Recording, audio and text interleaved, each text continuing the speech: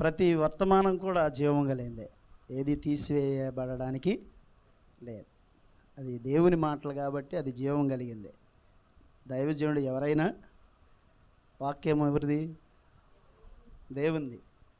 కాబట్టి ప్రతి దైవజనుడు దేవుని మాటలే బోధిస్తారు కాబట్టి అది జీవం కలిగి ఉంటుంది. మంచిది. ఈ సమయంలో కొంత దేవుని వాక్యాన్ని నేను మీకు అందించాలని ఆశపడుతున్నాను. పరిశుద్ధ గ్రంథమైన బైబిల్లో నుండి, పరిశుద్ధ గ్రంథమైన బైబిల్లో నుండి న్యాయాధిపతుల గ్రంథము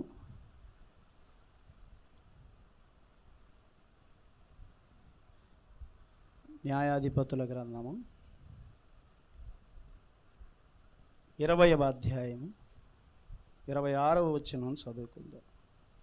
ఉపవాస కూడిక కాబట్టి ప్రసంగ సభ కాదు కదా, కాబట్టి ఉపవాస కూడిక కాబట్టి ఉపవాస సంబంధమైన విషయాలు తెలుసుకుంటాం చాలా మంచిది.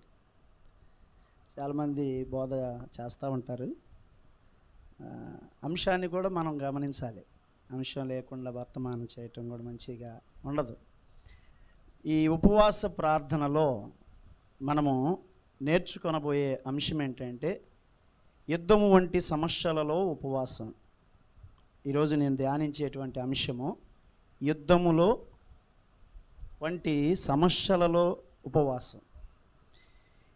క్రీస్తునందు ప్రియమైన దేవుని బిడ్డలారా, ఈ న్యాయాధిపతుల కాలంలో యెహోవా సన్నిధిని కూర్చుండుటకు ఇశ్రాయేలీలు ఉపవాసం ఉండటానికి వెళ్ళారు. న్యాయాధిపతుల కాలంలో ఇశ్రాయేలీలు ఏం చేశారు అంటే ఉపవాసం ఉండి దేవుని సన్నిధికి వెళ్ళారు. ఉపవాసం ఉండి దేవుని సన్నిధికి వెళ్ళారు. ఆ దేవుని సన్నిధి అనుభవాలతో కూడినది ఏంటి అంటే బేతేలు అనుభవంలోనికి వాళ్ళు వెళ్ళారు. ఈ బేతేలు అనుభవము మనం గమనించినప్పుడు దేవుని బిడ్డలారా, ఇశ్రాయేలీలకి బెన్యామీనీలకి యుద్ధం జరుగుతూ వస్తుంది. ఇశ్రాయేలీలకి బెన్యామీనీలకి యుద్ధం జరుగుతూ వస్తుంది. ఇద్దరు సహోదరులు అయినప్పటికీ కూడా యుద్ధం ప్రతి కుటుంబంలో ఉంటుంది. ప్రతి కుటుంబంలో యుద్ధం ఉంటుంది. సహోదరులుగా ఉన్నప్పటికీ కూడా సమస్యలు అనేవి ప్రతి కుటుంబంలో ఉంటాయి. ప్రతి కుటుంబంలో ఉంటాయి. అయితే సమస్యను జయించడానికి ఏం కావాలి అంటే ప్రార్థన కావాలి.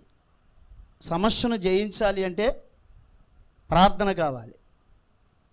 ప్రార్థన ఏం చేసిద్దంటే ప్రతి సమస్యను జయించేటట్టు చేసిద్ది.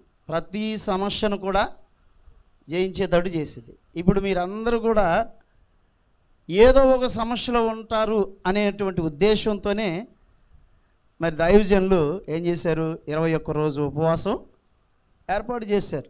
సమస్య లేని వాళ్ళు ఇక్కడ ఉన్నారండి? సమస్యలు లేని వాళ్ళు ఎవరు లేరు. ప్రతి ఒక్కరికి ఏదో ఒక సమస్య, ఏదో ఒక యుద్ధం, ఏదో ఒక పోరాటం, ఏదో ఒక ఆటంకాలు, ఏదో ఒక మరి సమస్యలు వారి జీవితాల్లో ఉంటూనే ఉంటాయి, ఉండకుండా ఉండవు.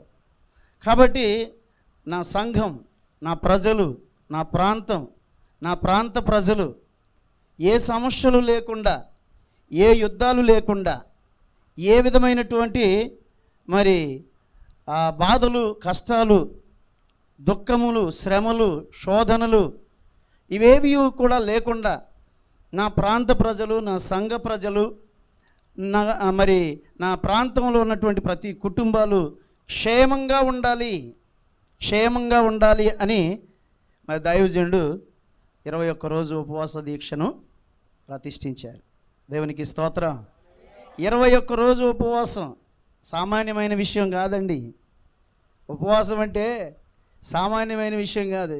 మనలో ఒక ప్రత్యేకమైనటువంటి కఠోరమైన దీక్ష ఉండాలి. ఆ దీక్ష ఎలాంటిదై ఉండాలంటే ఆత్మ సంబంధమైనదై ఉండాలి. ఆత్మ సంబంధమైన దీక్ష మనలో ఉంటే ఏం జరిగిద్దో తెలుసా? అద్భుతాలు జరుగుతాయి.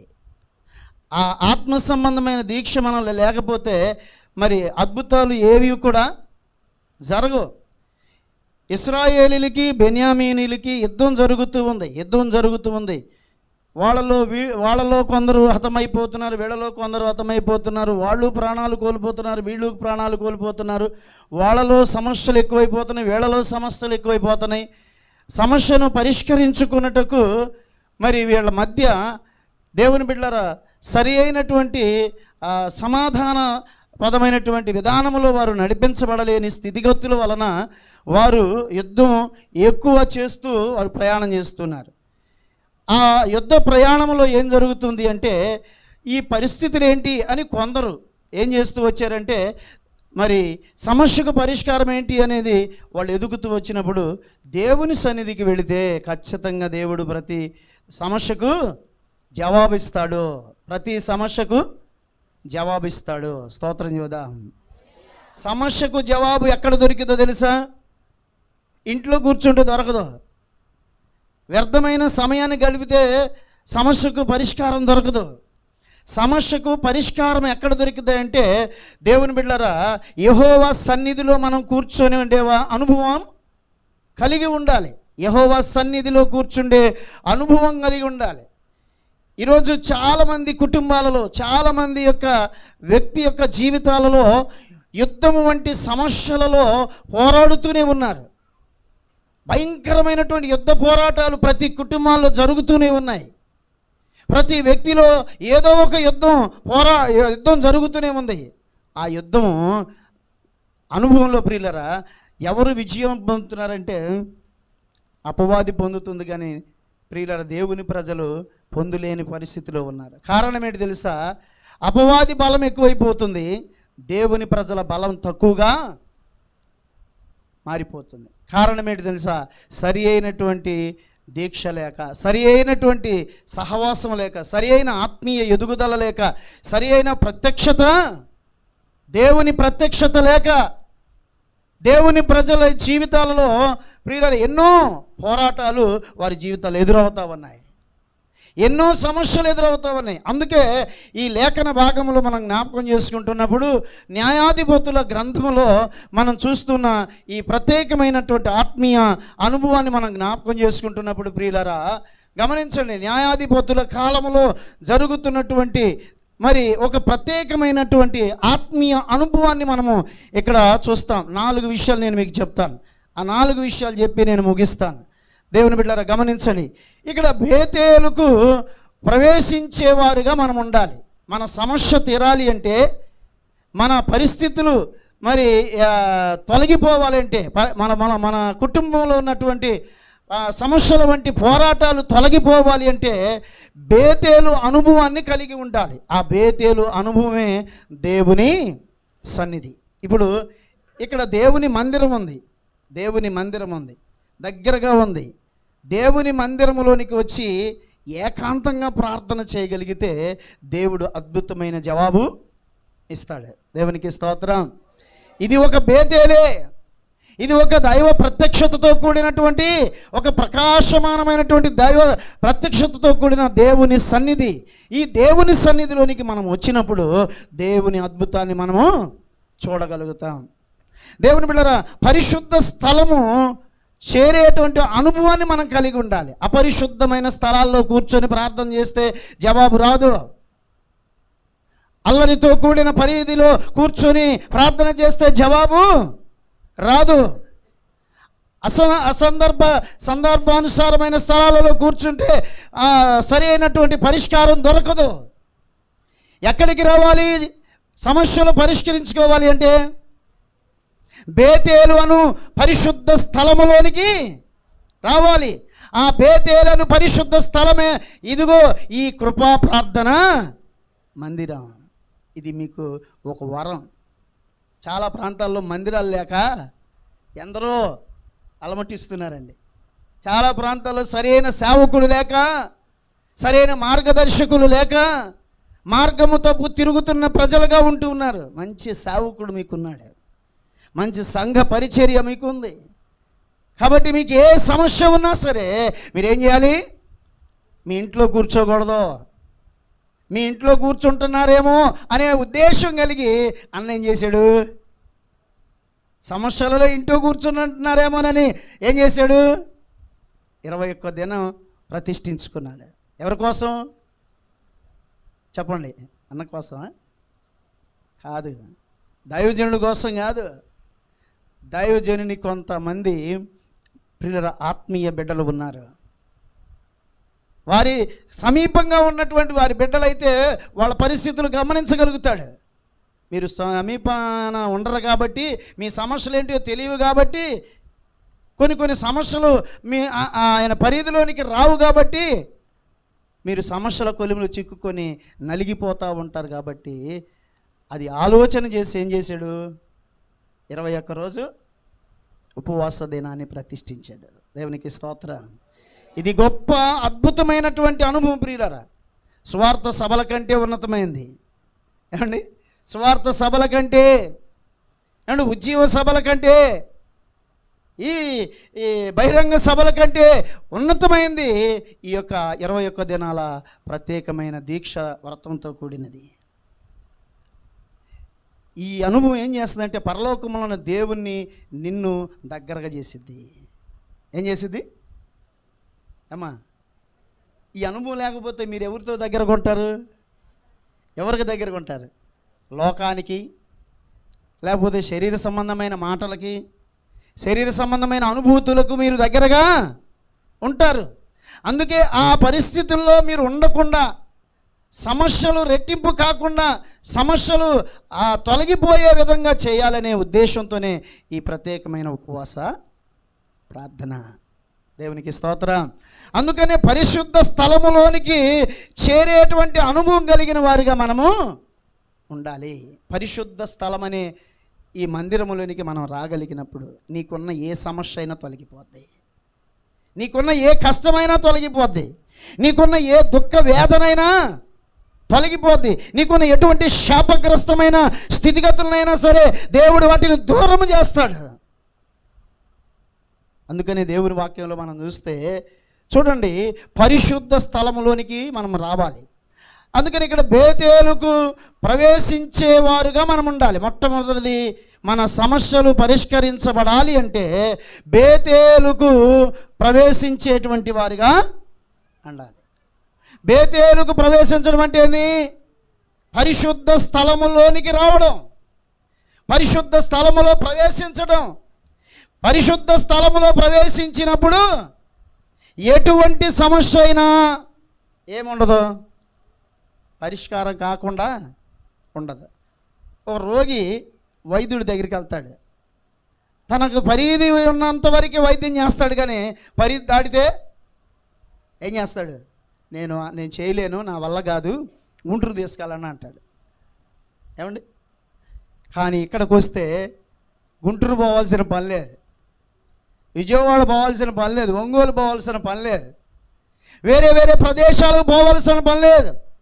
ఎటువంటి సమస్యకైనా సరే పరిశుద్ధ స్థలములో నువ్వు కూర్చొని దేవునికి స్తుతియాగము చేయగలిగినప్పుడు, ప్రార్థన చేయగలిగినప్పుడు, పోరాడగలిగినప్పుడు, దేవునితో నువ్వు ముఖాముఖిగా మాట్లాడగలిగినప్పుడు దేవుడే అద్భుతమైన కార్యాలు నీ జీవితంలో జరిగించగలిగిన వాడై ఉన్నాడు. దేవునికి స్తోత్రం. చెప్పండి రెండు చేతులెత్తి. అందుకనే ఈ బేతేలు యొక్క అనుభవంలో, పరిశుద్ధ స్థలములో ఉండే ఓ ప్రత్యేకమైన అనుభవం ఏంటంటే చూడండి, బేతేలులో ఏముండదు అంటే శ్రమలు అనేవి నీ జీవితంలోనికి రానివ్వవు. బేతేలులో శ్రమలు అనే మరి పోరాటాలు నీ మధ్యకి రానివ్వవు. పరిశుద్ధ గ్రంథమైన బైబిల్లో మీరు చూడండి, ఆదికాండము 35వ అధ్యాయము 3వ వచనం మీరు చూస్తే అక్కడ ఒక మాట ఉంటుంది. యాకోబు తన ఇంటి వారితోనూ తన యొద్ద ఉన్న వారందరితోనూ మీ యొద్దనున్న అన్య దేవతలను పారవేసి ఏం చేసుకోవాలి? మీ యొద్దనున్న అన్య దేవతలను పారవేయాలి. మీ యొద్దనున్న ఏమున్నాయి మీ దగ్గర? దేవుని కంటే ఎక్కువగా దేన్ని నువ్వు ప్రేమిస్తున్న దాన్ని పక్కన పెట్టాలా? అన్య దేవత అంటే ఏంది? అన్ని దేవత అంటే ఏంటి? ఆయన ఒక విధంగా చెప్పాడు, నేను ఇంకొక విధంగా చెబుతున్నా. దేవుని కంటే ఎక్కువగా నువ్వు దేన్ని ప్రేమించకూడదు. 21 రోజు ఉపవాసం ఉంది కదా, ఈ ఉపవాస ప్రార్థన ఎంతో శ్రేష్టమైంది కదా. దీనికంటే ప్రాముఖ్యమైనది ఏదైనా ఉందా? కానీ కొందరు ఏం చేస్తారు తెలుసా? 21 రోజు ఉంది కదా, లాస్ట్ రోజు వెళ్దాం, లేదా మధ్యలో ఒకసారి ఏం చేద్దాం, అన్నకు కనిపడొద్దాం, లేకపోతే బాధపడతాడు. ఏమండి, గమనించండి, 21 రోజు ప్రతిష్ఠించింది ఎవరి కోసం? నీ కోసమే, నీ క్షేమం కోసమే, నీ యొక్క విడుదల కోసమే, నీ యొక్క అభివృద్ధి కోసమే. 21 రోజు ప్రతిరోజు నీకు ఏమై ఉన్నది? ప్రాముఖ్యమైంది. 21 రోజు ప్రతిరోజు ప్రాముఖ్యమైంది. రాత్రి కూడా ఉందన్న? రాత్రి లేదు, పగలే. 21 రోజు ప్రతిరోజు నువ్వేం చేయాలి? దేవుని సన్నిధికి రావాలి, దేవుని వాక్యాన్ని వినాలి, దేవుని ప్రార్థన చేయాలి, దేవుని స్వరాన్ని వినాలి, దేవుని ప్రత్యక్షతను నువ్వు అనుభవించాలి. అది నువ్వు చేయకుండా ఏం చేస్తున్నావు తెలుసా? పిల్లోడిని ప్రేమిస్తున్నావు, భర్తను ప్రేమిస్తున్నావు, ప్రేమించొద్దని నేను అంటలా. లేకపోతే ఇంటిని ప్రేమిస్తున్నావు. ఒక్కొక్క ఆమంటది, అన్నవు నేను రాకపోయినా ఇంటి దగ్గర గోడ మొత్తం దగ్గర కూర్చొని ఎట్లా చెవేసాను అని అంటారు. ఏమండి, అలా కాదు. 21 రోజు ఖచ్చితంగా దేవుని సన్నిధికి రావాలి. సమస్యలు పరిష్కరించబడాలి అంటే ఇది చాలా పవర్ఫుల్తో కూడినటువంటి కూడికలు. ఇవన్నీ చాలా పవర్ఫుల్ కలిగినవి, ప్రభావితమైనటువంటి కూడికలు ఇవి, ఉపవాస కూడికలు. అందుకనే మనం దేవుని సన్నిధి కంటే ఏది మనకు ప్రాముఖ్యమైనది ఏది కాదండి.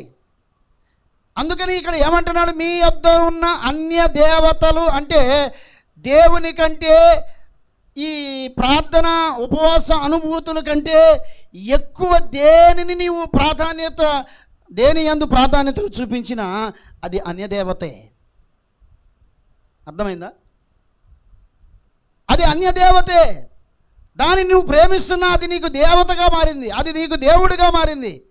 నిజదేవుని పక్కన పెట్టేశావు.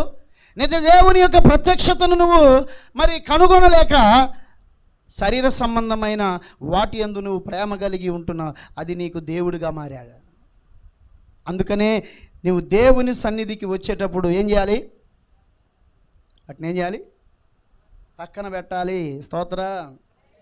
ఇంకోటి తెలుసా? కొంతమంది 21 రోజు ఉపవాసం ప్రార్థన, అన్న ఉండాలి, కుటుంబం ఉండాలి, పాస్టర్ గారు ఉండాలి, సంఘము కూడా ఉండాలి. మరి కొంతమంది ఏం చేస్తారు తెలుసా? అమ్మ నా వల్ల కాదమ్మ 21 రోజు నేను ఏడుంటాను అని ముందుగానే 4 ముద్దలు మింగి వచ్చేసేస్తారు.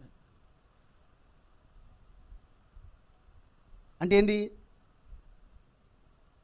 కొంతమందికి తిండి మీద ప్రేమ, అది కూడా తిండి తినాలి, కానీ ఉపవాస ప్రార్థన కొంత సమయం ఉంటుంది కదా, ఆ సమయం దాటిపోయినాక వెళ్ళి చక్కగా తినగలిగినప్పుడు సమస్యకు పరిష్కారం దొరికింది. ముందుగానే తిని వచ్చావనుకో, నువ్వు దేన్ని ప్రేమిస్తున్నావు? అదే దేవత నీకు. ఏమంటే గమనించండి, అలాంటి వాటిని మనము పక్కన పెట్టి దేవుని సన్నిధికి రావాలి. అందుకని ఇక్కడ యాకోబు యొక్క జీవితంలో మనం జ్ఞాపకం చేసుకుంటూ ఉన్నప్పుడు అతడు ఏం చేస్తున్నాడు? మీ యొద్దనున్న అన్య దేవతలను తీసి పారవేసి మిమ్మల్ని మీరు ఏం చేసుకోవాలి? ఇక్కడికి వచ్చేటప్పుడు ఇది పరిశుద్ధ స్థలం, ఇది ప్రత్యేకమైన స్థలము, ఇది దహించు అగ్ని మహిమతో నింపబడే స్థలము. ఇక్కడికి వచ్చేవాళ్ళు మీరు కూడా ఎలా ఉండాలి? మీ మినిస్ట్రీ పేరేంది? ఏంటిది? ఫైర్. మీరు కూడా ఎలా ఉండాలి? ఫైర్గా ఉండాలి, అగ్ని వలె ఉండాలి. ఇక్కడికి వచ్చి అగ్ని మండుతూ నీ ఇంటికి అగ్ని తీసుకెళ్ళాలి. దేవునికి స్తోత్రం. కాబట్టి దేవుని బిడ్డలారా, ఈ పరిశుద్ధ స్థలములోనికి నీవు వచ్చేటప్పుడు ముందు నిన్ను నీవు శుద్ధి చేసుకోవాలి, ముందు నిన్ను నీవు పరిశుద్ధపరచుకోవాలి. దేవునితో సహవాసం చేసేటప్పుడు నీ మైండ్లో కానీ, నీ ఆలోచనలో కానీ, నీ మాటలో కానీ, నీ ప్రవర్తనలో కానీ, ఎటువంటి పరిస్థితుల్లో కానీ అపవిత్రత అనేది చోటు చేసుకొని ప్రభుతో నువ్వు మాట్లాడాలని కోరుకుంటావా? జవాబు రాదు. జవాబు రావాలి అంటే నువ్వేం చేయాలి? నీలో ఏదైతే దేవుని కంటే ఎక్కువగా ఉందో దాన్ని పక్కన పెట్టేయి. ఏం చేయాలి? పక్కన పెట్టేయి. ఆ తర్వాత నిన్ను నీవు పరిశుద్ధపరచుకో, దేవుని సన్నిధికి వచ్చేయి. అప్పుడు పరిశుద్ధంగా దేవుని ఆరాధించు. పరిశుద్ధంగా దేవుని ఆరాధిస్తే దేవుడు అద్భుతమైన కార్యాలు దేవుడు చేస్తాడు. అందుకని అక్కడ చదవండి, ఏమన్నాడు? మిమ్ములను మీరు శుచిపరచుకొని మీ వస్త్రములను మార్చుకొనండి. మనము లేచి బేతేలునకు వెళ్ళుదము. ఎందుకు బేతేలునకు వెళుదాం అంటున్నాడంటే, శ్రమ దినమందు మనకు దేవుడు ఉత్తరం ఇస్తాడు. అంటే సమాధానము. మనం ఒక శ్రమలో ఉన్నాం. మనం ఏ స్థితిలో ఉన్నాం? ఒక శ్రమ, ఒక బాధ, ఒక కష్టము, ఒక రోగము, ఒక మానసికమైనటువంటి ఒత్తిళ్ళు మనలో ఉన్నాయి.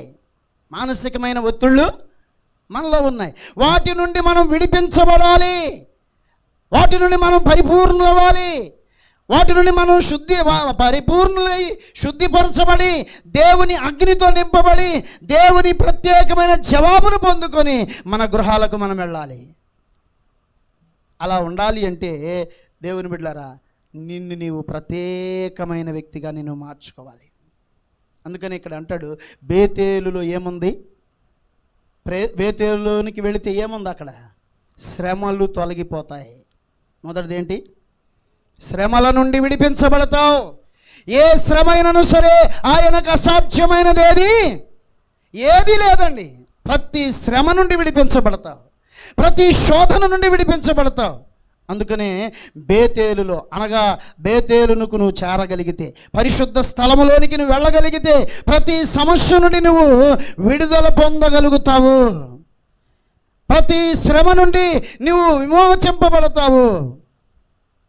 యాకోబు జీవితంలో ప్రియులరా గమనించండి, ఒక శ్రమ ఉంది. యాకోబు జీవితంలో ఏముంది? ఒక శ్రమ. ఏమిటా శ్రమ? తాను తన ఇంటికి వెళ్ళాలి, తన యొక్క మరి స్వజనుల మధ్యకి వెళ్ళాలి, తన రక్త సంబంధికుల మధ్యకి వెళ్ళాలి, తన తండ్రి ఇంటికి వెళ్ళాలి అంటే అతనికి ఒక శ్రమ ఉంది. ఏమిటా శ్రమ? ఇందాక చెప్పాను కదా, బెన్యామీనీలకు ఇశ్రాయేలీలకి ఏం జరిగింది? యుద్ధము వంటి పోరాటాలు, శ్రమలు వారి మధ్య జరుగుతూ వచ్చాయి. ఆ శ్రమల నుండి విడిపించబడాలంటే వాళ్ళు ప్రార్థన చేశారు, బేతేలుకి వెళ్ళారు. ఇప్పుడు యాకోబు కూడా ఏం చేయాలి? తన అన్న అయినటువంటి భయంకరమైన శ్రమ కొలిమి నుండి విడిపించబడాలి అంటే మరణకరమైన పరిస్థితి, అది బాధకరమైన పరిస్థితి, ఎదురు నిలబడలేని పరిస్థితి అది. ఆ స్థితి నుండి విడిపించబడాలి అంటే ప్రియులరా గమనించండి, ఆ స్థితి నుండి విడిపించబడాలి అంటే మనం ఏం చేయాలి? బేతేలులోనికి వెళ్ళాలి. ఆ శ్రమలో నీకు దేవుడు ఏం చేస్తాడు? ఆ బేతేలులోనికి వెళితే ప్రత్యక్షత దొరికిద్ది, దేవుని యొక్క జవాబు దొరికిద్ది. దేవునికి స్తోత్రం. కాబట్టి చూడండి, బేతేలులో ప్రభువు మాట్లాడతాడంట. బేతేలులోనికి వస్తే శ్రమ తొలగిపోతుంది. రెండవది, ప్రభువు నీతో. మనుషుల మాటలు వేరు, దేవుని మాట వేరు. దేవుని మాట నీకు ఒక ధైర్యాన్ని ఇస్తుంది, దేవుని మాట నీకు ఒక భరోసాని ఇస్తుంది, దేవుని మాట నీకు ఒక ధైర్యంతో కూడిన నిబ్బరత్వాన్ని ఇచ్చిద్ది. అందుకనే చూడండి, అక్కడే మనం గమనిస్తే 15వ వచనంలో ఏం రాయబడింది? ఆదికాండం 35వ అధ్యాయం 15వ వచనంలో ఏం రాయబడిందంట అక్కడ? తనతో దేవుడు మాట్లాడిన చోటికి యాకోబు, ఆమేన్, స్తోత్రం యోదా, ఈ బేతేలు అనబడిన ఈ పరిశుద్ధ స్థలములోనికి నువ్వు రాగలిగినప్పుడు నీ శ్రమ తొలగిపోద్ది, దేవుడు నీతో మాట్లాడతాడు. హల్లెలూయా. ఈరోజు ప్రతి ఒక్కరితో మాట్లాడాలా లేదా దేవుడు? భర్త మాట్లాడకపోయినా పర్లేదు, భార్య మాట్లాడకపోయినా పర్లేదు, అన్నదమ్ములు మాట్లాడకపోయినా పర్లేదు, స్నేహితులు మాట్లాడకపోయినా పర్లేదు. దేవుడు ఒక్క రోజు నీతో మాట్లాడకపోతే ఆ రోజు నీ జీవితంలో ఏదో ఒక బాధ, వేదన, దుఃఖం ఉంటుంది. ఆత్మీయతలో నువ్వు ఎదగగలిగితే. మామూలుగా ఆత్మీయతలు లేకపోతే వాళ్ళకి ఏ బాధ అనిపించదు. కాబట్టి దేవుని బిడ్డలారా, ప్రతిరోజు దేవుడు నీతో మాట్లాడాలి. 21 రోజు ఏం చేయాలి? నీతో మాట్లాడుతూ ఉండాలి. దైవవాక్యం ద్వారా మాట్లాడే విధానం వేరు. నువ్వు ఆరాధన చేసిందా కదా, తమ్ముడు ఆరాధన చేస్తూ వచ్చాడు ఏమండి, ఆరాధనలో దేవుడు నీతో మాట్లాడాలి. ఆయన స్వరాన్ని నువ్వు వినగల. దేవునికి స్తోత్రం. శ్రమలో నువ్వు ఆరాధన చేస్తున్నావు, దుఃఖంలో నువ్వు ఆరాధన చేస్తున్నావు, మానసిక ఒత్తిడులలో నువ్వు ఆరాధన చేస్తున్నావు, ఏదో ఒక మరి బాధతో నువ్వు దేవుని సన్నిధికి వచ్చావు.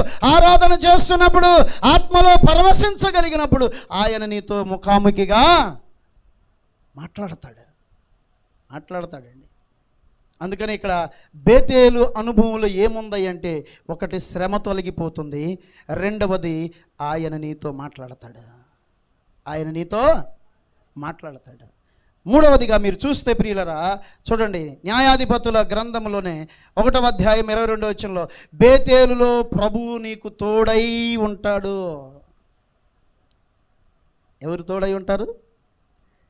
బిడ్డల తోడు కొంతకాలమే, భర్త తోడు కొంతకాలమే, అన్నదమ్ముల తోడు కొంతకాలమే, స్నేహితుల తోడు కొంతకాలమే. కానీ దేవుని సన్నిధిలో నీవు ప్రవేశించగలిగితే మరణము వరకు నీతో ఉంటాడు ఆయన.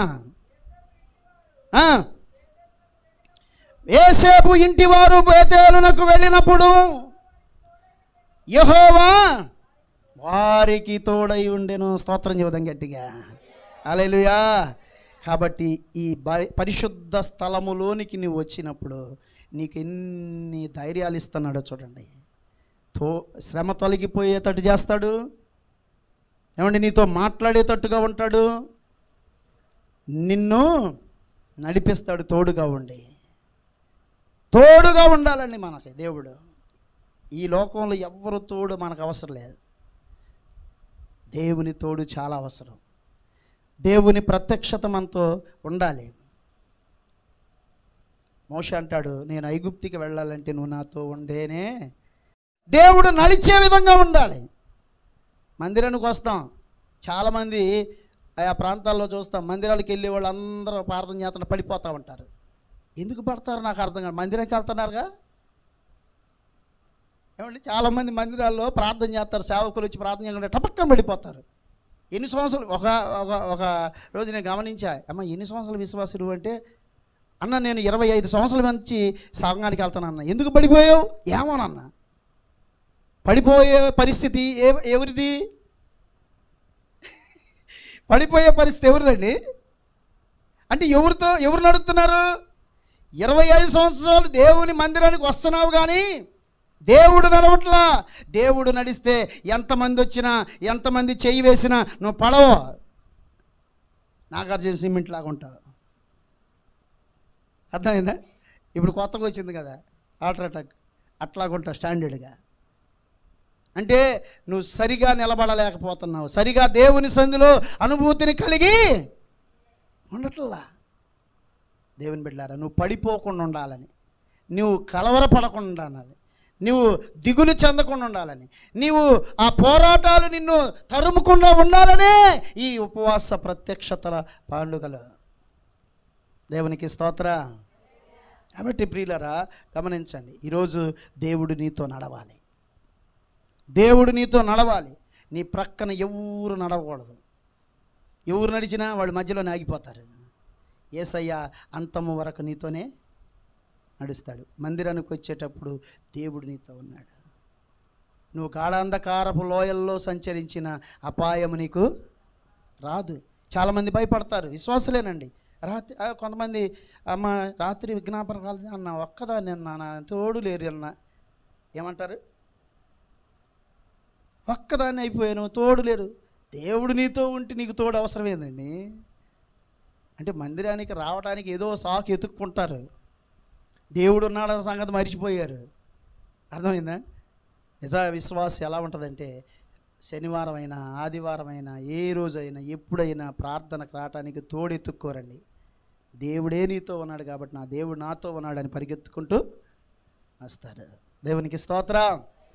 మందిరానికి వచ్చేటప్పుడు నీ శ్రమలు నీలో ఉండవు, నీ శ్రమ నీతో ఉండదు. మందిరానికి వచ్చేటప్పుడు ప్రియులారా గమనించండి, ఆయన నీతో మాట్లాడుతూ వస్తాడు. ఆయన నీతో మాట్లాడుతూ వస్తాడు. మూడవది ఏంటి?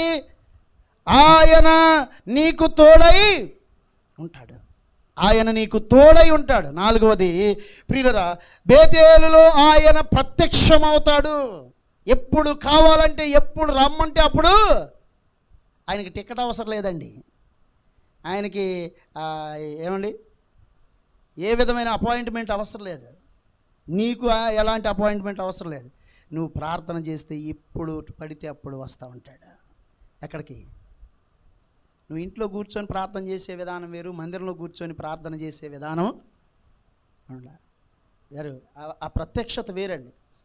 కాబట్టి పరిశుద్ధ స్థలములోనికి ఆయన దిగి వస్తాడు. బేతేలులోనికి ఆయన దిగి వస్తాడు. ప్రార్థన సహవాసములోనికి ఆయన దిగి వస్తాడు. ఎక్కడ ప్రార్థన చేస్తావో, ఏ పరిశుద్ధ స్థలములోనికి నువ్వు వచ్చి ప్రార్థన చేస్తావో ఆ స్థలములోనికి ఆయన దిగి వస్తాడు. ఆయన తోడై ఉంటాడు. ఆయన నీతో మాట్లాడతాడు. ఆయన నీకున్న ప్రతి శ్రమ నుండి నిన్ను విడిపిస్తాడు. కాబట్టి పరిశుద్ధ స్థలానికి వచ్చే ఆ అనుభవం మనకు ఉండాలి. 21 రోజుతో సరిపోదండి మన జీవితం. ఇది ఎందుకంటే మిమ్మల్ని ఆత్మీయంగా, స్పిరిచువాలిటీగా మిమ్మల్ని బలపరచడానికి ఈ కూడికలు. దేవునికి స్తోత్రం. కాబట్టి బేతేలుకు ప్రవేశించేవారుగా మనం ఉండాలి. 4 విషయాలు చెప్పాను. ఒక అనుభవంలో 4 విషయాలు చెప్పాను. రెండవది మీరు చూడండి, రెండవ అనుభవంలో ఏడ్చుచూ ఉపవాసం ఉండాలి. ఏం చేయాలి? ఏడ్చుచూ ఉపవాసం ఉండాలి. బేతేలుకు వెళ్ళాలి, పరిశుద్ధ స్థలంలో ప్రవేశించాలి. ప్రవేశిస్తే నీకు కలిగే ఉపయోగాలు 4 చెప్పాను. ఇప్పుడు ఏడ్చుచూ ఉపవాసం ఉంటారు, కానీ కన్నీళ్ళు రావు.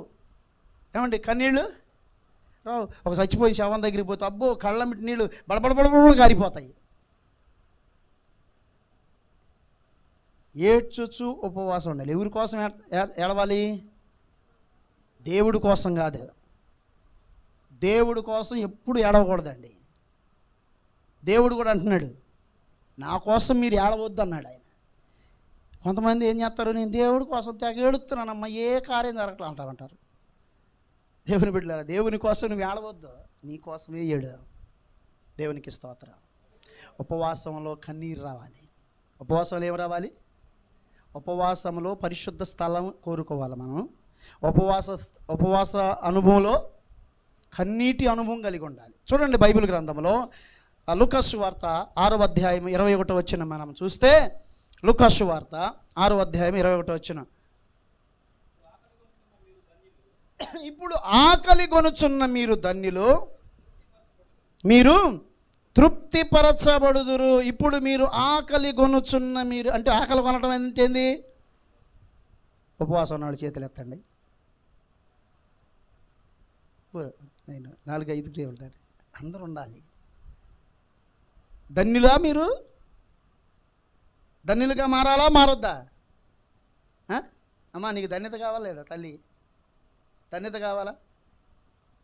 ప్రార్థన ఎంతసేపు దాకా జరిగింది? 1:30 దాకా జరిగింది.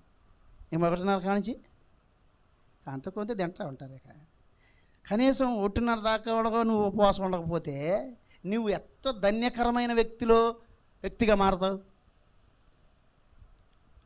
స్తోత్రం.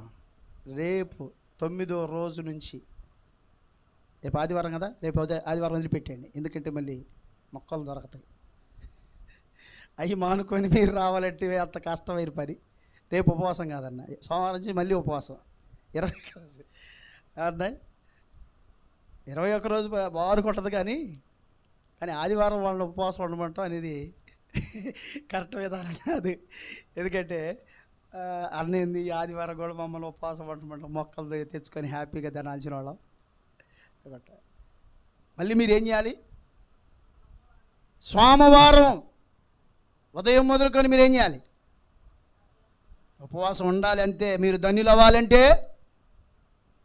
ధన్యులు అవ్వాలంటే ఆకలి కొని ఉంటేనే ధన్యులు అవుతారు. కడుపు నిండా తిని వచ్చి ఆమెతోనే మై కరిగిపోయినా పాట పాడుతూ ఉంటారు. అట్ట కాదు. ఉపవాసం అంటే ఉపవాసమే.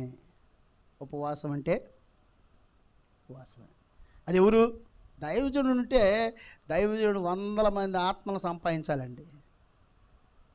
100 మంది ఆత్మలు అన్న మీరు ఉండండి అన్న, మేము మాత్రం తినొస్తాం అంటే సరైన విశ్వాసం కాదు అది.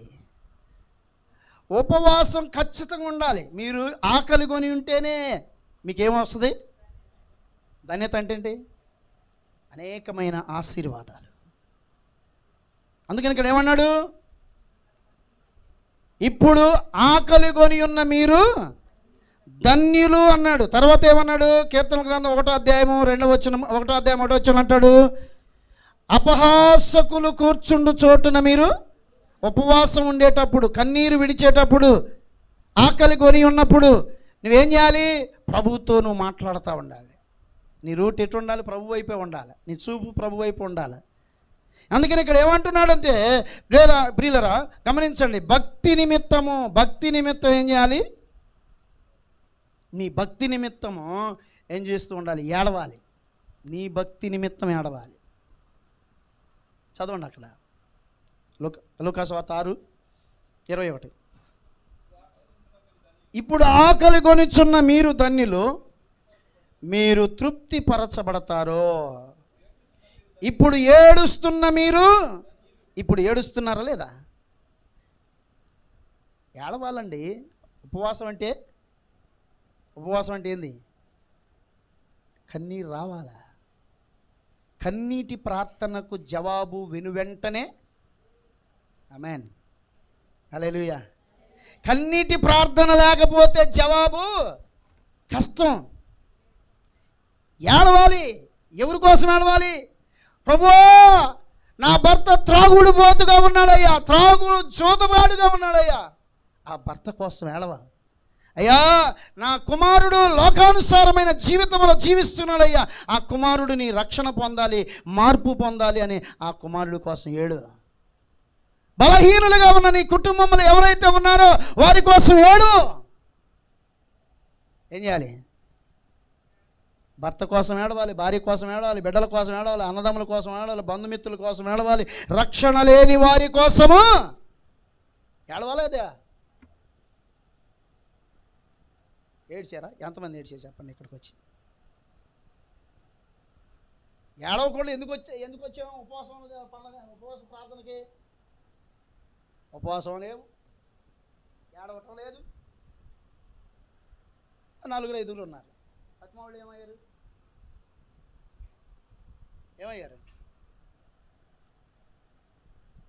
అంటే ఉపవాసం ఉండరు, ఏడవరు. ధన్యత కావాలి, ఆశీర్వాదం కావాలి, శ్రమ తొలగాలి, భర్త మారాలి, డబ్బులు రావాలి, దిట్టంగా అన్నీ కావాలంటే అట్ట వస్తాయి. దేవునికి స్తోత్రం, హల్లెలూయా. దేవుని బిడ్డలారా, మీరు కన్నీరు కార్చాలి. ఏం చేయాలి? ప్రసంగం అయిపోయినాక మీరు కన్నీరు కార్చకుండా వెళ్ళారా? ఏం చేయాలి? ముందు దేనికోసం కార్చాలి? సంఘక్షేమం కోసం కార్చాలి. 2, సంఘ సేవకుని కోసం కార్చాలి. 3, నీ కుటుంబం కోసం కార్చాలి. అర్థమైందండి? 3, నీ కుటుంబం కోసం కార్చాలి. నీ కుటుంబంలో అందరూ ఇంక్లూడ్ అయ్యి ఉంటారు, కంప్లీట్. నీ కుటుంబం కోసమే కార్చి సంఘం కోసం కార్చకపోతే నువ్వు స్వార్థపరురాలివే. అర్థమైందా? సంఘం అభివృద్ధి కావాలా లేదా? అభివృద్ధి కావాలా బ్రదర్? సంఘం అభివృద్ధి కావాలి, సంఘక్షేమం కావాలి. ఈ మందిరం ఏమవ్వాలి?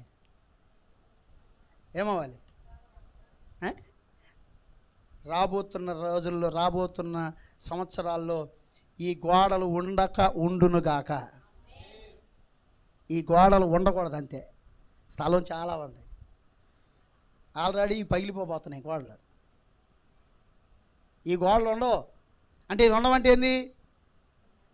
ఈ మేకు తీసి అటు వేయబడుతుంది, ఈ మేకు అటు వేయబడుతుంది, ఈ మేకు. హల్లెలూయా చెప్పండి, 2 చేతులు ఎత్తి. ఈ ఉపవాస ప్రార్థన ఈ స్థలం ఎంతవరకు ఉందో అంతవరకు మందిరం వెళ్ళును గాక. హల్లెలూయా. ఆషామాష అంటే ఉంది కదా ప్రార్థన అంటే. ఉపవాసం లేకుండా, కన్నీరు కార్చకుండా, ఏడవకుండా ఎలా అభివృద్ధి అయింది? ఎలా క్షేమంగా ఉంటుంది సంఘం? ఎలా నువ్వు ఆశీర్వాదకరంగా ఉంటావు? ఎలా నీ భర్త మారుతాడు? ఎలా నీ బిడ్డలు మారుతారు? ఎలా నీ కుటుంబం మారుతుంది? ఎలా నీ బంధువులు స్నేహితులు మారుతారు? ఉపవాసం ఉన్నావు.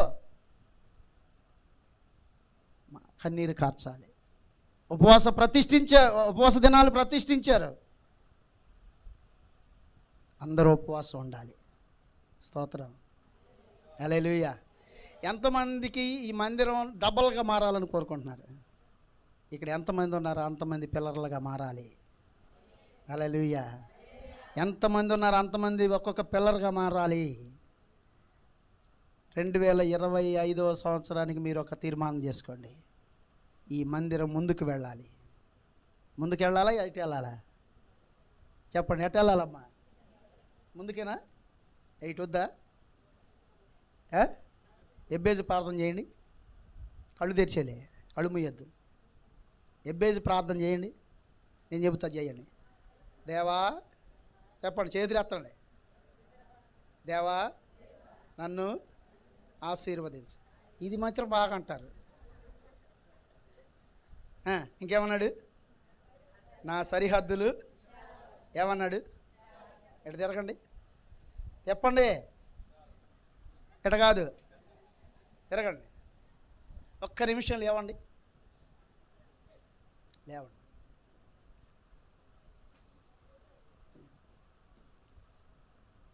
కళ్ళు తెరిచేయండి. కళ్ళు మూసే ప్రార్థన కాదు ఇది, నేను చెబుతున్నా. కళ్ళు తెరిచేది. ఎందుకంటే మీకు తెలవాలి కదా. దేవా, నన్ను గట్టిగా చెప్పండి, వాయిస్ లేదా? దేవా, నన్ను ఆశీర్వదించండి. నా సరిహద్దులు తిరగండి. ఇట చుట్టూ తిరగండి అమ్మా. నేను తిరుగుతున్నాను, తిరగట్లా. ఒకవైపు ఉండాలా? సరిహద్దులు అంటే ఏంది? ఇల్లు కట్టాలంటే 4 ఉండాలి కదా. 2 పెట్టుకుంటుంటుందా? వాడ దెబ్బకు పైన పడిద్ది. నా సరిహద్దులు విశాలపరచండి. నా మందిర సరిహద్దులు విశాలపరచండి. ఇలా ప్రార్థన చేయాలి. ఇంకెన్ని రోజులు ఉన్నాయి? ఇంకెన్ని రోజులు ఉన్నాయన్నా? 13 రోజులు. 13 రోజులు ప్రార్థన చేయండి. నా సరిహద్దులు విశాలపరచండి. నా మందిర సరిహద్దులు విశాలపరచండి. నీ చేయి నాకు తోడుగా దయచేయము. ఏ కీడు రాకుండా, ఏమన్నా, ఏ కీడు రాకుండా నన్ను తప్పించు. నెట్టో ముందు అవతల కాదు. దేవునికి స్తోత్రం. మనకి కీడు ఉండకూడదు. తర్వాత మన సరిహద్దులు తోడుగా ఉండాలి. ఆయన ఏమండి, ఆశీర్వాదం ఉండాలి. కూర్చోండి. ఆశీర్వాదం అనేది చాలా శ్రేష్టమైనదండి, ఊరికి రాదండి. ఆశీర్వాదం అనేది ఊరికి రాదు.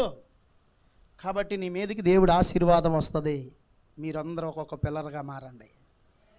మారతారా లేదా? ఇప్పుడు చెప్పండి, నేను ఒక పిల్లర్ అవుతాను. అంటే ఇప్పుడు దాకా చెప్పారు కదా ప్రార్థన.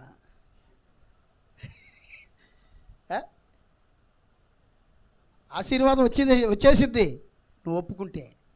ఒప్పుకోకపోతే ఆగిపోద్ది. నేను ఒక పిల్లర్ అవుతా. ఇప్పుడే కాదులేమ్మా, ఇప్పుడే కాదు, అయ్యగారికి ఇవ్వద్దు. నేను ఒక పిల్లర్ అవుతా. స్తోత్రం. హల్లెలూయా. చెప్పండి, నిజంగా చెప్పండి, నేను ఒక పిల్లర్ అవుతానని చెప్పండి. ఏం చెబుతున్నావు? నాకు కాదు, దేవునికి చెబుతున్నావు. ఓకే, ఎంతమంది? 1 2 3 4 అవుతావా 20,000 ఓకే. ఎంతమంది ఇప్పుడు ఎత్తండి, నేను ఒక్కొక్క పిల్లలు అవుతాను. ఎంతమంది ఎత్తారు అన్న చూడన్న, నేను కాదు, నాకు తెలియదు ఎవరు. 1 2 3 4 5 6 7 8 9 బా వండర్ఫుల్ సెర్చి అన్న. 9 పిల్లర్లు అవుతారు అంటే ఎంత ఎంత ఎప్పుడు ఇస్తారు చెప్పండి.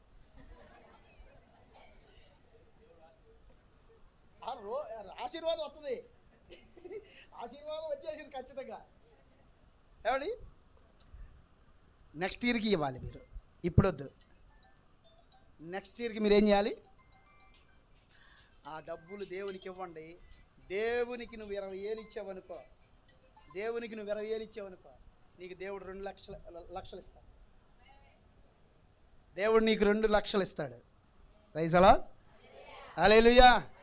నెక్స్ట్ 2025వ సంవత్సరంలో ఈ మందిర సరిహద్దులు దేవుడు విశాలపరచబోతున్నాడు. హల్లెలూయా.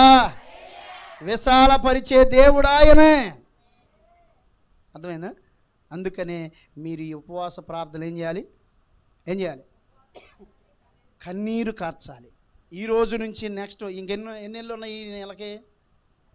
ఇది 5వ నెల, ఇంకా 7 నెలలు ఉన్నాయి. ఈ 7 నెలలు మీరు ఏం చేయాలి? ప్రార్థన చేయండి, కన్నీరు కార్చండి, ఆకలి కొని ఉండండి. ప్రతి శనివారము ప్రతి విజ్ఞాపనలో ఈ 21 రోజు కాకుండా ప్రార్థన చేయండి. మీరు ఏం చేస్తారు? 20,000 తీసుకొచ్చి అయ్యగారికి ఇచ్చేస్తారు. అయ్యగారికి ఇస్తారు అంతే. ఇది వాగ్దానం అండి. ఆమేన్, హల్లెలూయా. ఈ తోటవారి పాలెంలో ఈ మందిరం కంటే పెద్ద మందిరం ఇంకొకటి ఉండకుండును గాక. అట్టుండాలండి. పంట విస్తారంగా ఉంది, ఆ పంట అంతా ఇక్కడికి రావాలి. ఈ మందిర పరిధులు సరిహద్దులు విశాలపరచబడాలి. స్తోత్రం. ఉపవాస ప్రార్థన వ్యర్థం కానివ్వడు. ఉపవాస ప్రార్థనకు వ్యర్థము కానివ్వడు. అందుకని ఇక్కడ ఏమంటాడు? భక్తి నిమిత్తము ఏం చేయాలి? నువ్వు ఏడవాలి. నీ భక్తి విధానములో నువ్వు ఏడుస్తూ ఉండాలి. తాత్కాలికమైన భక్తి కాదు, ఏడ్చుచూ ఉపవాసం చేసేవారిగా మనం ఉండాలి. తర్వాత అక్కడ ఏమన్నాడు? మన నిమిత్తము ఏడవాలి. నీ భక్తి కొరకు ఏడవాలి.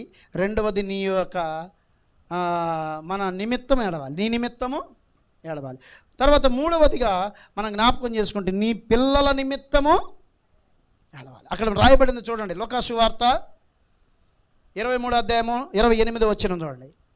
లూకా సువార్త 23వ అధ్యాయము 28వ వచనం.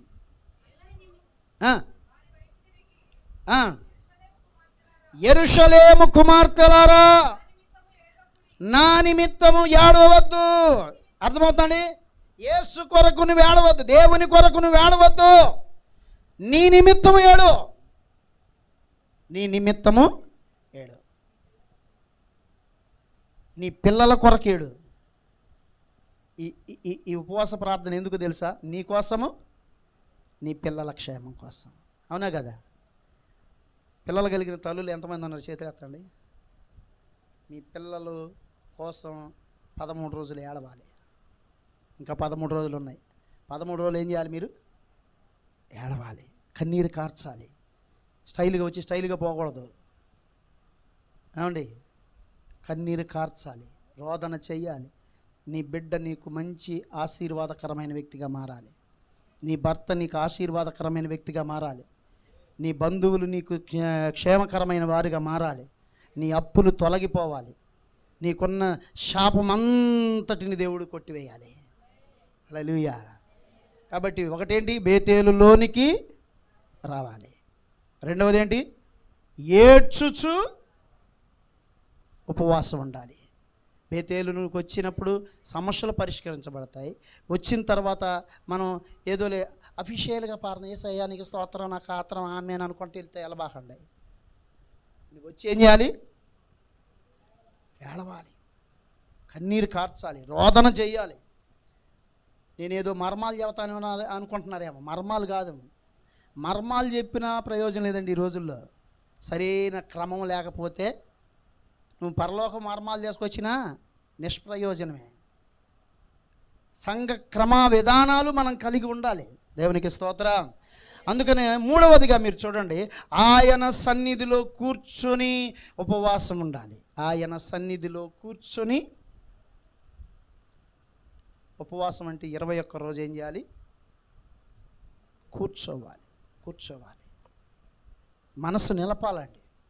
మన మనసు నిలపాలి. చూడండి అక్కడ ఆదికాండము 19వ అధ్యాయము 1వ వచనం మీరు చూడండి. ఆయన సన్నిధిలో కూర్చోకుండా లోతు ఎక్కడ కూర్చున్నాడు చూడండి. సాయంకాలమందు ఇద్దరు దేవదూతలు సొదొమ చేరినప్పటికీ లోతు ఎక్కడ కూర్చోవాలి? ఈయన సొదొమ ప్రజల దగ్గరికి వెళ్ళాడు. సొదొమ ప్రజలు మారాలా లేదా? వాళ్ళు రక్షణ పొందాలి లేదా? వాళ్ళు క్షేమంగా ఉండాలి, వాళ్ళ సమస్యలు తొలగిపోవాలి లేదా? ఇక్కడ దైవజనుడు మీ క్షేమం కోసం ఏం చేస్తున్నాడు? గవిని వెలుపల కూర్చోలా, రోడ్డు పక్కల కూర్చోలా, ఏమండి నలుగురు కూర్చున్న దగ్గర బాతకాని ఇట్లా వ్యర్థంగా సమయం గడపటలా దైవజనుడు ఏం చేస్తున్నాడు ఇక్కడ? ఎవరండి? లోతా అబ్రహాం అన్న చెప్పండి. అబ్రహాం ఎక్కడున్నాడు? బలిపీఠం దగ్గర ఉన్నాడు. లోతు ఎక్కడున్నాడు? ఎక్కడ? గవిని వెలుపల ఉన్నాడు. అంటే ఏంది? పోకిరిగాళ్ళు కూర్చున్న దగ్గర కూర్చున్నాడు. అర్థమైందా? లోతు ఏం చేస్తున్నాడు తెలుసా? దేవదూతలు ఇద్దరు మనుషులు వెళ్తుంటే నీ దాసుని దాటి వెళ్ళవద్దంటే వాళ్ళు మా ఇంటికి వచ్చి కొద్దిగా ఆతిథ్యం తీసుకుని అంటే రాము ఏమంటున్నారు వాళ్ళు? ఎక్కడే నిలబడతాం అంటే యోగ్యత లేని వ్యక్తిగా ఉన్నాడు లోతు. అక్కడ అయోగ్యుడుగా ఉన్నాడండి. స్తోత్రం. అందుకని ఇక్కడ చూడండి ఏమన్నాడు అక్కడ చూడండి, మరొకసారి చదవండి. ఎక్కడ కూర్చున్నాడు? గవ్విని పెద్ద అంటే కూర్చొని ఉండేను. వారిని చూచి వారిని ఎదుర్కొనుటకు లేచి సాష్టాంగ నమస్కారము చేసి, మా ప్రభువులారా దయచేసి రాత్రి వెళ్ళబుచ్చి కాళ్ళు కడుగుకొనుడి, పెందలకడ లేచి మీ త్రోవను వెళ్ళండి. అప్పుడు వారు అలాగ కాదు, నడి వీధిలో. ఈయన ఎక్కడున్నాడు? వాళ్ళు ఎక్కడుంటానంటున్నారు? అర్థమైందా? దేవుని బిడ్డలారా, ఆశీర్వాదం ఎక్కడికి వస్తే వచ్చింది? వీధిలో ఉంటే రాదు, ఇంటిలోనికి రావాలి. కానీ ఇక్కడ ఇతడు ఇంట్లో ఉండి లేకపోతే దైవ సన్నిధిలో ఉండి ప్రార్థన చేస్తే వాళ్ళు వచ్చేవాళ్ళు. కానీ వాళ్ళు రాకపోవటానికి కారణం ఇతడే. అన్న వేరే చోట్ల లేడండి. ఏం చేస్తున్నాడు? ఇక్కడ దేవుని ఇంటిలో ఆయన కూర్చున్నాడు. ఆయన కూర్చున్న స్థలములోనికి మిమ్ములను నడిపించాడు. ఇక్కడికి మీరు వచ్చారు. ఇప్పుడు మీరు వచ్చి మీ దైవజనుడు మీరు కలిసి ఏం చేస్తున్నారు? ఉపవాసం ఉండి ప్రార్థన చేస్తున్నారు. అప్పుడు దేవుడే వస్తాడండి. ఆయన పిలవకుండానే వస్తాడు. అందుకని ఇక్కడ దేవుని వాక్యం అని రాయబడింది, ఆయన సన్నిధిలో కూర్చోవాలి. మనం ఉపవాస దినాలు ప్రతిష్ఠించుకొని ఎక్కడెక్కడో తిరుగుతూ ఎక్కడెక్కడో సమయాన్ని గడుపుతూ ఉంటే, ఇంటిలో కూర్చొని ఉంటే లేకపోతే వీధుల్లో కూర్చొని ఇంటర్నాలు అనుకుంటే కాదు. కుటుంబ భవిష్యత్తు మారాలి అంటే ఏం చేయాలి? ఆయన సన్నిధిలో కూర్చోవాలండి. మోషే సీనాయి పర్వతం మీదకి వెళ్ళాడు. ఆడ కూర్చున్నాడా తిరుగుతున్నాడా? ఇశ్రాయేలీయుల ప్రజల కోసం ఎక్కడికి వెళ్ళాడు? ఆ పర్వతం మీదకి వెళ్ళాడు. ఎన్ని రోజులు? 40 days, 40 రోజులు అక్కడే కూర్చున్నాడు. కూర్చొని పోరాడుతున్నాడండి. ఆ ప్రజలు ఏమడుగుతున్నారో తెలుసా? ఏమండి? 6,35,000 మంది కాల్బలమైన ఇశ్రాయేలు సర్వ సమాజము అడుగుతున్నటువంటిది ఏంటి తెలుసా? ఒకళ్ళకైతే 1 కేజీ మాంసం తీసుకోవచ్చు. ఎంతమంది ప్రజలకి మాంసం తేవాలంటే సామాన్యమైన విషయమా? ఆహారం పెట్టాలంటే సామాన్యమైన విషయమా? వాళ్ళ అవసరతలు తీర్చాలంటే సామాన్యమైన విషయమా? కూర్చున్నాడు అక్కడ. స్తోత్రం చెబుదాం. ఇక్కడ కూర్చున్నాడండి దైవజనుడు. ఎవరి కోసం చెప్పండి? ఎవరి కోసం? నేను చెప్తున్నాను కానీ మీరు చెప్పట్లా. ఎవరి కోసం కూర్చున్నాడు? మీకోసమే. మీరు కూడా కూర్చొని కలిసి పోరాడితే ఎంతటి అసాధ్యమైనది కూడా సాధ్యం చేయబడింది. స్తోత్రం. కాబట్టి దేవుని బిడ్డలారా, లోతు వలె కూర్చోకూడదు. మనం లోతు వలె కూర్చోకూడదు. అబ్రహాము వలె కూర్చోవాలి. అబ్రహాం ఎక్కడ కూర్చున్నాడు తెలుసా? దేవుని బలిపీఠం దగ్గర కూర్చొని ప్రార్థన చేస్తూ ఉన్నాడు. అబ్రహాము చేసిన విందును వాసన చూసేసారండి. అక్కడేమో లోపల కూడా రాలా, ఆడేమో లోపలకు కూడా రాలా, ఎడేమో ఏం చేశాడు? ఆస్వాదించేశారండి. అక్కడ స్వీకరించలేదు, ఇక్కడ స్వీకరించారు. కారణం ఏంటి తెలుసా? అక్కడేమో వీధిలో ఉన్నాడు, ఇక్కడేమో సన్నిధిలో ఉన్నాడు. అందుకని అబ్రహాము ఆశీర్వాదం ఎక్కువైంది. లోతు అంతకంతకు ఏమయ్యాడు? తగ్గిపోయాడు. లోతు కుటుంబమే పతనమైపోయింది. లోతు కుటుంబ స్థితిగతే ప్రియులారా గమనించండి, మారిపోయింది. దేవుని సన్నిధులు లేకపోతే ఏ కుటుంబం కూడా విడుదల ఉండదండి. అబ్రహాము కుటుంబం వలె నీ కుటుంబం ఉండాలి. అందుకని ఇక్కడ అంటాడు, లోతులాగా లోకముతో కలిసి కూర్చోకూడదు. నువ్వు లోతులాగా వ్యర్థమైన సమయాన్ని గడపకూడదు. అందుకని చూడండి, కీర్తన గ్రంథము 1వ అధ్యాయం 1వ వచనం, దుష్టుల ఆలోచనల చొప్పున మీరు అబ్బా, ఇంత మంచి ప్రార్థనా సహవాసాన్ని మనకి ఇచ్చాడు. ఇక దుష్ట ఆలోచనలు మనకు వస్తాయా? దుష్ట ఆలోచనలు రావేక. అందుకని కూర్చొని ఏం చేయాలి? ఆత్మీకంగా మనం దేవుణ్ణి ఆరాధించాలి. కూర్చొని దేవుణ్ణి ఆరాధించాలి. తర్వాత ఏమన్నాడు అంటే లోకా సువార్త 10వ అధ్యాయం 39వ వచనంలో రాయబడింది, మీరు చూడండి. ఆయన పాదముల యొద్ద కూర్చొని బోధ వినాలి. చూడండి 10వ అధ్యాయం 39వ వచనం లోకా సువార్త. మరియాను ఒక సహోదరి ఉండెను. ఎక్కడ కూర్చుంది? అదండి, ఆయన సన్నిధిలో కూర్చొని ఉపవాసం చేసేవారిగా ఉండాలి. ఉపవాసం అంటే కూర్చోవాలి. ఎడుబడితాడు తిరగతా, ఎడుబడితాడు ఎలా పడితే అట్లా ప్రవర్తిస్తుంటే సరి అయిన రెస్పాండ్ రాదు. కాబట్టి కూర్చోవాలి. మార్త ఏం చేసింది? తిరుగుతుంది. మరి ఏం చేసింది? కూర్చుంది యేసయ్య పాదాల దగ్గర. ఇది ఆయన పాదపీఠం. ఈ పాదపీఠం యొద్ద నీవు కూర్చొని ఏం చేయాలి? ఏడవాలి, బ్రతిమాలుకోవాలి. నీ హృదయంలో వేదనంతా ఆయనకు తెలియపరిచే వ్యక్తివిగా ఉండాలి. నీ హృదయంలో వేదనంతా చెప్పే వ్యక్తిగా ఉండాలి. అలా ఉన్నప్పుడే నీ జీవితంలో అద్భుతాలు చూడగలుగుతావు. దేవునికి స్తోత్రం. హల్లెలూయా.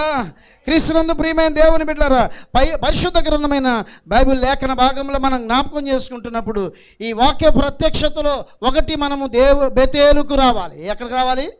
బేతేలులోనికి రావాలి. బేతేలులోనికి నీవు రాగలిగినప్పుడు ప్రతి సమస్యకు పరిష్కారం. తర్వాత బేతేలులోనికి వచ్చి వ్యర్థంగా వెళ్ళకూడదు. బేతేలులోనికి వచ్చి ఏం చేయాలి? ఏడ్చుచు ఉపవాసం చేయాలి. ఆకలి కొని ఉండాలి. అప్పుడు మీరు ధన్యులు. తర్వాత మూడవది ఏంటి? ఆయన సన్నిధిలో కూర్చోవాలి. మనసు నిలపాలి. నీ మనసు దేవుని మీద కేంద్రీకృతం అయిపోవాలి. నీ మనసు అచంచలత్వంతో ఉండకూడదు. చంచలత్వంతో కూడినటువంటి పరిస్థితులు నీలో ఉండకూడదు. ఏకాగ్రత నీలో ఉండాలి. దేవునితో నువ్వు మాట్లాడేటువంటి ఏకాగ్రత. దేవునికి స్తోత్రం. కాబట్టి ప్రియులారా, ఎక్కువ ప్రార్థన ఏం కలిగి ఉండాలి? ఎక్కువ ప్రార్థన. అందుకనే ఇశ్రాయేలీయులకు బెన్యామీనులకు యుద్ధం జరిగినప్పుడు వారు ఆ సమస్యలను తొలగించుకోవడానికి ఏం చేశారు? వాళ్ళు బేతేలుకు వెళ్ళారు. వాళ్ళు ఏడ్చుచు దహన బలులను, నైవేద్యములను, స్తుతియాగములను దేవునికి కలుగజేసినప్పుడు దేవుడు వారికి విజయమునిచ్చాడు. దేవుడు వారికి విజయాన్ని ఇచ్చాడు. ఎక్కడ విజయం దొరికింది? బేతేలులో వారికి విజయం దొరికింది. కాబట్టి నీకును మనకును మనందరికీ విజయం కలగాలి అంటే నీవు కూడా ఏం చేయాలి? పరిశుద్ధ స్థలమనే ఈ బేతేలుకి రావాలి. పరిశుద్ధ స్థలమనే ఈ ప్రార్థన మందిరంలోనికి నీవు రావాలి. అప్పుడు నీ ప్రతి సమస్యకు పరిష్కారం, ప్రతి సమస్యకు విడుదల, ప్రతి సమస్యకు సమాధానం కలుగుతుంది. అలాంటి సమాధానంను దేవుడు మనందరికీ అందించునుగాక.